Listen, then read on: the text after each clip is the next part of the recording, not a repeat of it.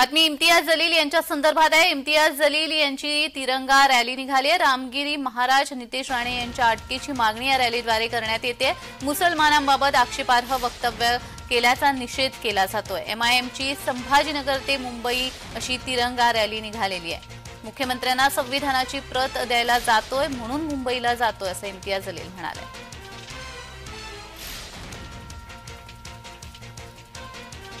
आज अशी राजनीतीमुळे का परिस्थिती झालेली आहे की एका प्रकरणामध्ये 60 FIRs रजिस्टर होऊन सुद्धा त्या रामगिरीवर कारवाई होत नाही।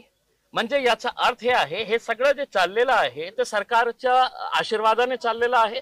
हे जे चाललेलं आहे ते नितेश राणे ज्या प्रकारचे वक्तव्य करत आहे आणि अनेक त्यांचे असे लोक आहे ज्यांना सोडण्यात आलेले आहे की तुम्हाला जे बोलायचे आहे, जे बकबक करायचे आहे तुम्ही करा, आम्ही तुम्हाला हात लावणार नाही। मग त्यांचा कायदा वेगळा आहे का आणि माझ्यासाठी कायदा वेगळा आहे का?